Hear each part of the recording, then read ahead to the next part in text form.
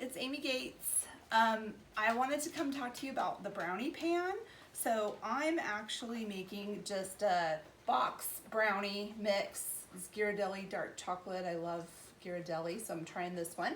So I already mixed up the batter and I put it into my silicone prep bowl. So what's really great about this is it's flexible, and I'll show you why, because getting the batter into the individual brownies pans can be a little tricky. So this works out really good.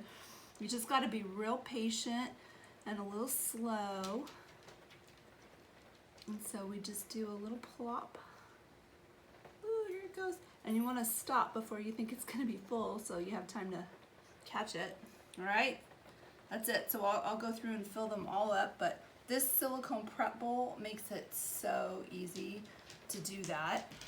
And then I like nuts in my brownies, but my husband doesn't like nuts, so I'm gonna use the food chopper to chop up these nuts, because have you ever tried to like chop nuts on a cutting board with a knife?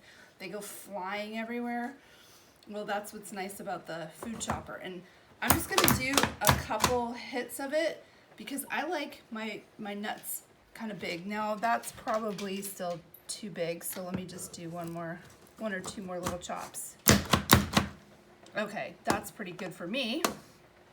So then I can just take some nuts individually and put them into the brownie.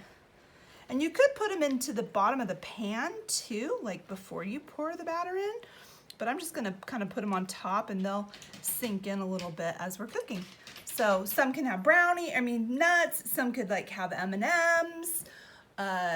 You know, you could put any kind of toppings, and then that way they could all be different. And it's a fun way to make brownies. So thanks, see you later.